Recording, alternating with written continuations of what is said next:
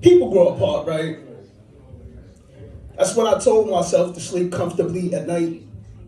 That's how I've been able to bear the burden of banishing a brother over bullshit. Now, why would you telling me what you did behind closed doors make me close my doors to you?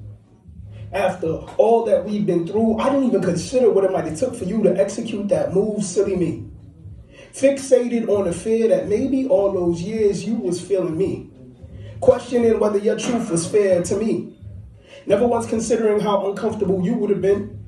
Listening to my vivid description, speaking conquest of women, jokes calling you gay when you didn't have any of your own stories to mention, forcing you to play wingman.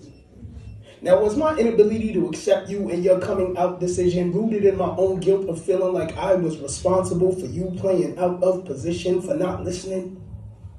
What was I missing then?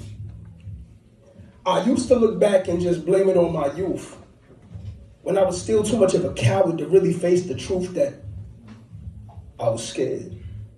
Scared of what it meant for me. Scared of what it meant for how we define masculinity, knowing you were probably more of a man than I would ever be. Scared the conversation would change, so I got scared to speak. So scared I didn't answer my call one day, and one day has somehow turned into 318 weeks. Scared of having to label you my gay best friend. As if I needed a second adjective depicting how you lived to show that we were different. Scared the activities we enjoyed would now be different.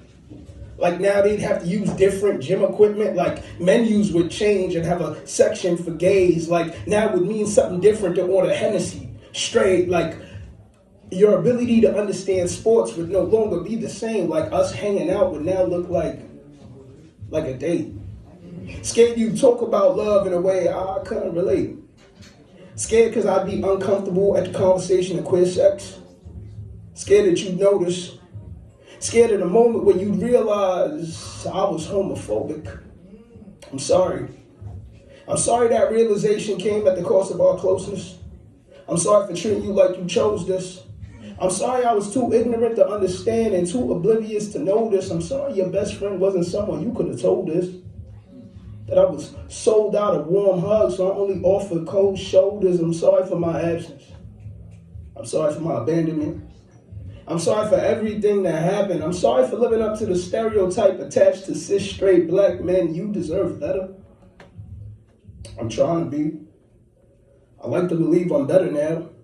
Sorry I wasn't then. Sorry that realization came at the cost of my best friend, an expensive life lesson.